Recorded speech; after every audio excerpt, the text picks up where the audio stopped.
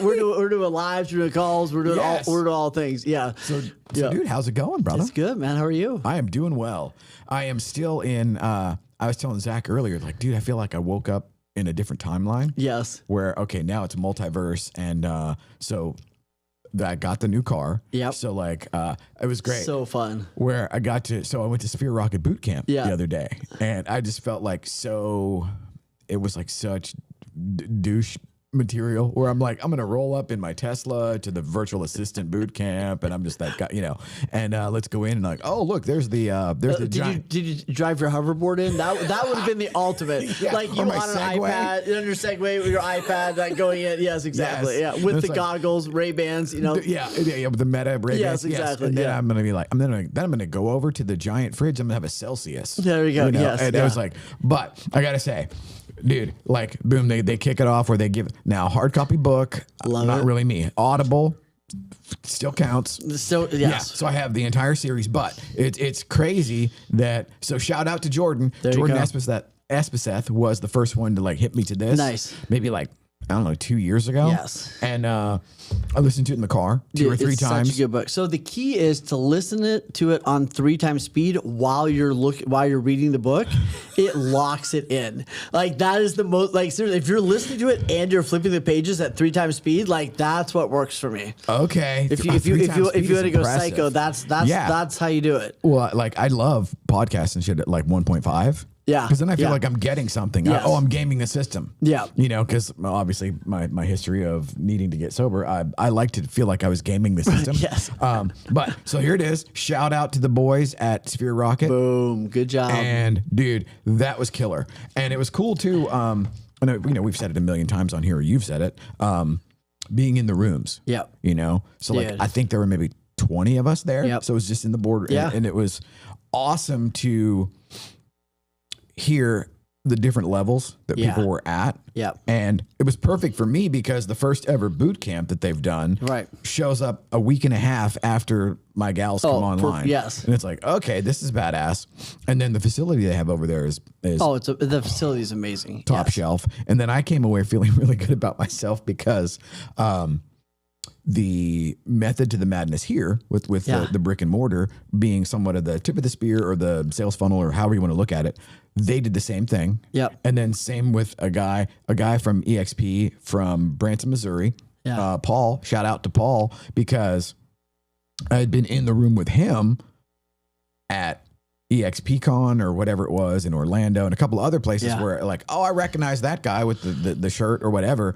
And then we had to hang and he was the first one there. He'd driven in. And so it was just this cool thing because, we've talked about it many times where it's like, there's no indicator whether you're doing it right. And there's no map. Yeah. So like, there's this validation that you don't even know you're looking for. Correct. That comes from other people going like, oh, dude, that's a cool idea. Yeah. Or, oh man, I'm doing the same thing. That's great. That's the best. What were your, did you have 1 or 2 big takeaways or things you're going to do from being at the boot camp? Yes. So the biggest thing was, which I was already guilty of, was like, hey, hire people and just like throw shit at them. Yes. Yeah. Yeah, like I'm gonna hot potato and then I'm gonna ignore. This is a great leadership strategy, right? Like that should have been the book most of us wrote. Like hot potato and then ignore. Yes, and I don't know why it didn't work out. This is so weird. Like why aren't they just kicking ass and taking names with my lack of delegation, my lack of and then when they tell me to do stuff, I just ignore them. So the lack of clarity. Yeah, it's so weird why that doesn't work. There's a ton of people here and nobody knows what they're doing. Yeah, it's awesome. Yeah, it's so great. And so as a result. Oh, and then one of the other things was kudos to them for actually having it dialed in on, hey, get them to do this, this, and this, or get them to use these apps, or this is what we suggest, yada, yada. One of them being Ring Central, which is the killer, pseudo phone. It's the voice over internet. And it's already set up. Boom, boom, boom. I ported over the old number. It's like they're already able to text. Nice. And so now I'm able to say like, okay, here's the hierarchy. Like throw out the question or whatever into the group for the team. And then individually, if you need some, text them. Yeah. And then I'm texting the individuals on the team saying like, here is where Maria and Lovely will be texting you from. Right. Save that as a contact. So now you know.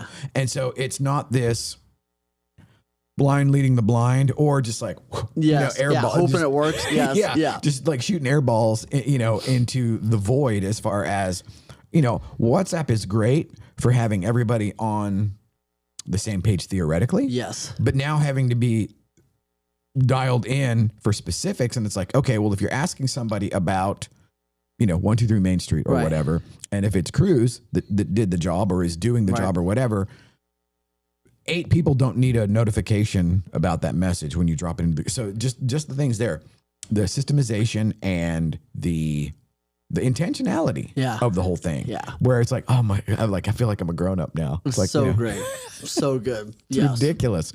And of course, there always comes to like, oh, should have done this sooner. Right. Oh, you dumbass. Why didn't you do this before? Yeah. And then a bunch of other good news is happening. And it's this sort of domino effect.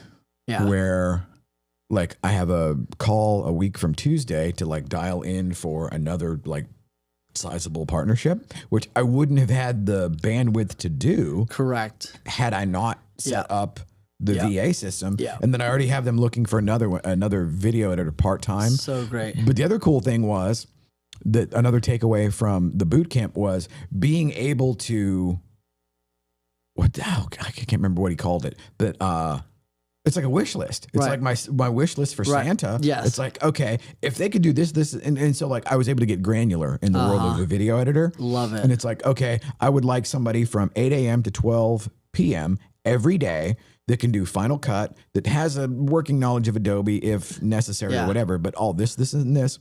And to actually, because there's a difference between, this person can take a 20-minute clip and turn it into TikToks. Right. Okay, well, it's like, yeah, that's great or whatever. And that has its place. But what I need is, here is a 5 terabyte folder of just, it's a grocery list. There's eggs, there's butter, there's make a cake. Yeah. Could you please make a cake? And then, make me a strawberry cake, a chocolate cake, and a vanilla.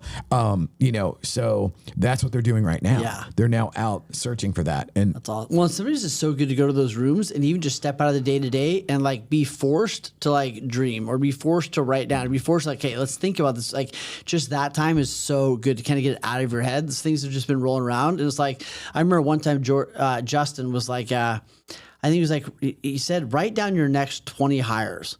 And I was like, ow. Like my brain like immediately started hurting. You know what I mean? And I was like, I can think of my next like 3, cool. 5, maybe. I was like, 8. Right, it got like 10 to like 12. I don't think it even got to 20, but I think it got to like 15. And I was like, holy cow. Like think about like what my world could look like if I had these 10 or 15 people. And now I think we have like 7, which is awesome. But it's like, I love that expanding of the brain. Like, man, what could we do if? Dude, that's where I'm at right now, where my brain is just like on fire. Yeah. And it was interesting from a self-awareness standpoint to be in that room. And I don't know about you, but like if I'm sequestered for a day, that feels jacked. Dude, it's so good. And that's the power of E4 and E5 too, is like we just have these days where it's like, get in here and like let's just get away from everything for a day. So like be very intentional and go all in. I'm not able to like. And it's funny too, because I'd be like, oh, sorry. Yeah. I said, like, it's basically like y'all shit is working too well because I've got my VAs now like actually asking me legit questions about stuff. And so I'm like, I'm that guy in the room and I'm like, oh no, I'm not having fun over here. I'm actually, interacting. And the fact that, now they kind of help each other. Correct. Yeah. And so like, okay, now let me get a part-time video guy or whatever that can then be do all this stuff managed by those two. Yep. So it's like, we need this, and this. Yep. And so a big part of it too. Oh, and for them now being able to call me. Yeah. So yesterday, my EA actually calls and she's asking me questions on this. And I'm like, oh, that's beautiful. That's great. That's amazing. Yeah. And then the key too is teaching them how to communicate with you. You know what I mean? So it's like one of my clients, like we came with this phrase of like, I'm in surgery, and in surgery means like, if he replies in surgery, that means like, I can't help you. Like, you know what I mean? Like would love to, not able to, like, figure it out to the best of your knowledge. You know what I mean? Like I'm scrubbed in, like ain't help. And then the other thing is like teach them. I think it's great to teach them like, here's how to send me questions, or here's how to ask me things. So like I think that's the next phrase. Like here's how we can work best together. One thing that I made a big mistake on early on, especially with my team, was I would throw things at them and they weren't aware of like what was urgent and what wasn't. Right. And I'd be like, hey, we should make postcards or whatever it is. Right. And they're like, they didn't know, or I'd be like, hey, we need to like update this thing. They didn't know if that meant like right now, or like, hey, if this can happen this month, that'd be cool. So like there's all these little distinctions like that help me lead them better. Like, hey, this is urgent, this isn't, or hey, this is a thing that I love to get done. Do it at your own leisure. Just let me know when it's done. Like, but like my communication with them needed to improve too. And I love, so like now everybody jumps on and says good morning. Yeah. You know, so it's like, okay, now we're building the culture there where it's like, and then I fire back like, hey, anybody having any issues with access or platform specific problems? Because then I can address to where, and then the beauty of having, so like I give the executive assistant, I give her full control. Yeah. It's like, okay, Jesus take the wheel or whatever, where, you know, cause like full control on the back end of your Meta business accounts or whatever is okay. It's a lot. Like, shit could go sideways. Yeah. You know, like, oops, accidentally deleted everything. But in reality, at the end of the day, this is an interesting like equation. Yeah. Like the anxiety or the hesitant or reluctance to give somebody access and control on the extremely low percentage chance that they might accidentally delete everything that we've ever posted on Facebook. And then I think about it, I'm like, would anybody really give a shit about that at the end of the day? Versus, it's not letting me answer messages. I can't access the thing. Oh, I can't, it won't let me post that. Yeah. Yeah. Okay. Well, I think that's too where like it's a hand off. You know what I mean? It's like, hey, watch me do it. Then let's do it together. Then I'll watch you do it, you know? And I think in my past, it was a very hot potato. You know, it's like, oh, this is now yours. You know what I mean? Right. Instead of like a handing off and then a watching and then a kind of a stepping away and give me updates every once in a while. You know what I mean? So I think that's the process that people have to get better at. This was like the graduate level of imposter syndrome. Yeah. Where it's like, okay, I'm no longer worried that I'm a fraud or that anything, like they're going to find out and ask me to leave. Now it was a trust issue on, can I delegate this or let go? Like I said, the extreme. And letting go doesn't mean you don't watch. And I think that people miss that. Like, I think that's a thing they need to put in their calendar, right? Like, I'm going to let go and then I'm going to check your screenshot monitoring every once in a while. Oh, that's another thing I got to get in on. I'm going to let go and then I'm going to like check in with you. I'm going to let go and then I'm going to verify. So like, I think letting go and giving away things doesn't mean you don't check in on them. Doesn't mean you don't hold people accountable. Doesn't mean you don't, verify that things are happening. And that's that's just a healthy part of business. Yes. You know what I mean? Yeah. So the screenshot monitoring, I have a weird thing about that. Like, oh, I'm watching, but then the real game changer and why I pulled the trigger on like, hey, find me somebody that can work 8 to 12. Yeah. It's like splash screen or something where I can let them edit on my Mac here in the studio from the Philippines via this portal that literally gives them guardrails. So that's the other thing where now the old late 90s hacker in me or whatever or internet pirate loves the idea of like nobody in the back rim actually has an authorized copy of Adobe or whatever. It's all just how cool would it be though if you had a wall of computers and you were watching your team work all day long. How cool would it be? Like you had a monitor like each computer like they're remote logging into each one and you're able to see what they're doing all day long. Okay, hashtag goals. How cool would that be? That's another level. That would be amazing. Well, and the idea of like, okay, all of the files and folders and everything are local in one place. Yeah. And he's literally working Final Cut remotely on his, and I'm like, oh, I like that. That would be, I love that idea. Partly because then there's no dead time for file transfers. Right. You know, because one of the things like in what we do, like for example here, like, okay, if all 4 or all 3 of these cameras record, those are like 10 gigabyte files, even if we talk for 20 minutes. Yeah, it's a lot. Okay, well, like that and the audio. Send that all over the world. Yes. The quality goes down. It impacts it, the time. A lot of times they don't have enough storage. All that stuff happens. It becomes a nightmare on file syncing. It becomes a nightmare on can their computer handle it? Because in height, there we go. I'm back. And if this would eliminate that, I'm like, oh, dude, now we're like really going next level. Yes. And to be able to, like, again, the thing that pulled the trigger for me on the virtual assistants was the robot, having the free crack robot for a week and a half. Well, and you start to realize, like Justin one time said, like, time is not limited. And I was like, And, right. But what he's saying is like, hey, I hire one person, I get 40 hours. That's cool. I hired 2 people. Now I got 80 hours back. I got 3. Like it's only limited by my creativity and the amount of cash I can go at it. And it's like, man, that is where it's really cool. So it's like, oh wow, for X amount of money, I now have. If you think about it differently, like I now get 160 hours in my 40-hour work week. Yes, that's cool. Yes. You know what I mean? When you start thinking about in that realm, it's really cool. So. Let's move and talk about Q2. So here's the thing. Q1 is over.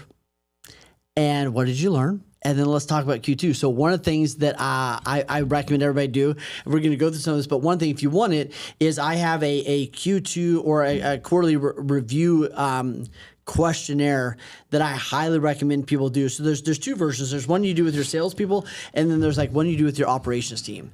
And it's great to do it once a quarter. Ask the operations team questions. And some of the questions are like, what opportunities do you think we're missing out on? What could we do to make your job easier? What could we do to be more like? So it's always been with your operations team. I usually give it to them and say, hey, you got a week to work on this. Right. You know, so then that way you get like real intel. Yes. Yeah. And usually they're a little bit more cerebral. So the salespeople are like, they're ready to go. Right. But so anyway, if you want that list, let me know, and I'd be happy to send it to anybody because it's such a good thing. We'll drop it in the comments. Okay. Awesome. Yeah. So Q1 is over. The question is like. And one of my favorite questions, two of my favorite questions. One is, what were some of your wins? So let's actually write down some of the good things that happened because most of us can't remember them. Yep. What were some of the good things? And then I love asking the question of, if you could go back and do Q1 over again, what would you have done different? Right? It's like, what would you have done? And be specific on that. So instead of like, oh, I would have worked harder, or I would have like followed my calendar better, right? Like, let's be specific about 1 or 2 things. Like, what would you actually have done different? And I think it's a great thing to tee you up going into the second quarter. And are you on track to hit your goals, or are you just hoping that the second quarter is magically different than the first quarter? Right? And there's a lot of magic and hope and pixie going on. Absolutely. So getting really clear on that, and then like setting the intentions for second quarter. So what are you proud of from first quarter? So first quarter was just bonkers as far as it was way better than it could have possibly been. Yes. Oh, hey Zach, we've got Sally at the door coming in. So this is interesting. So we've got Real Producers interviews at 10 that are off air, but I love it when people are early. Is that a realtor that's early? Yes. She must have thought it was way further away. Oh, no. I'm joking. This is awesome. And so like, here we are, pull the curtain back and come on in. Look, she's got slippers on. Oh, I love it. Come on in. You don't have to be quiet. Hi. How are you? I'm doing well. How's it going? Good. Are you? So we're live. So this is awesome. This is fun. No, come on. This is great. This is Awesome. yes. I brought my shoes so that we can film that too. Yes, absolutely. On that we were going to be. So Yes, excellent. This is awesome. So the question for you is, if you could go back and do Q1 again, what's 1 or 2 specific things you would have done different? So things worked really well, but what would you have done different or more of? I would have gotten the VAs sooner. Yeah. Like the day that I was liquid enough to pull the trigger, I would have. Yeah. Only because now it's like we're still ahead of the curve as far as like selling season is, it's still a few minutes away. But Q1 was already orders of magnitude better than Q1 of last year. Yeah. And then the other thing is starting to dial in on the goals. Because truth be told, it isn't like I sit down and chart out what I want to do. So what are your goals or intentions for second quarter? For second quarter, more systemization. Okay. It's like by the end of Q2, I would like to be in a spot where not that everything runs by itself, but that it needs far less attention from me. Yes. And I also want to see like how many of this, like you said, like the 40 hours chunks that you can force multiply. Love it. How many of those can I institute? And, I was telling Zach earlier, I'm like, I would love to upgrade the gear the minute that it's justified. Yeah. And so we have a handful of things on the horizon that are like 10 year ago me would have just, shit and fell back in it. Right. If it was even possible. And now it's like, wow, not only is it possible, but it's happening. Yeah. Well, and for that kind of stuff, I love having a list of the systems. So as they pop in my brain, I'm going to throw them on the whiteboard. We're going to prioritize them and set some deadlines, hopefully, but getting those out. And then the second thing is when this, then that. And I think it's really healthy for people to go when this, then that. Because a lot of times people are oh, I'm going to hire somebody when I have enough money. I don't know what that means. Or I'm going to get to this when blank, or we're going to upgrade the equipment when we can, or whatever it is. But I love going when this, then that. So I'm going to take 10% of every check. When I have 3 months of this, then I'm going to pull the trigger. Hey, when we have this much set aside, then we're going to do this, right? So I love having that mindset of when this, then that, because it helps people have a definite time they're going to do it, something to work towards, less than just when I can. Well, and I'm sure it's probably human nature writ large, but I had this thing in my head where, I can't do that yet. Yeah. Because right now, yes, of course, this week payroll is going to be just an ass whipping, where it's okay, because I've got 2 new full timers, the it's basically the handoff team, still paying them, yes, and all of that, and it's and the downside or the practical reality is those guys don't generate revenue, right? Or at least not in the strict 1-to-1 ratio. In the direct way that we like to see it. Yes. Yeah. But knowing now that it's a necessary evil, and to get over that anxiety, because now I've gotten through the anxiety window, right, and now I'm excited. Yeah. Whereas before it would have just been anxiety. No, it's great. It's great. All right, let's see. Go to do you have a next one that has some of the things? So we'll hit. All right, so we did this, right? Go through the first quarter. What were the wins? What's working? What's not working? And what would you change? Mm-hmm. Then here's what the first quarter taught us. We don't have to go through all of them, but a couple things we realized was, the first quarter taught us, the first quarter kicked the tail of people that were still winging it. So there's a lot of agents, especially, that are still doing real estate like they were doing it 4 or 5 years ago, because they weren't in real estate 10 years ago when we had to do it correctly, in a sense, right? So they're still they're showing they're working with buyers like they were in 2021, and it's a totally different game. So here's what I realized: the first quarter kicked the tail of people that are winging it, and it really rewarded people that are being precise and being incredibly accurate. So even with pricing, right now, if you overprice or underpriced, years ago, it would eventually kind of flush itself out. Right now, you're 2 or 3% overpriced, and you're going to get your tail kicked. Yep. Right, and that's the difference between getting a couple offers the first week, or having to chase this thing for 3 months. Right. Yeah. So I think the accuracy, especially on the listing side, has got to be phenomenal right now. You need to price incredibly well, which means you need to have great conversations. And the other thing too that a lot of people got their tail kicked on was leading buyers.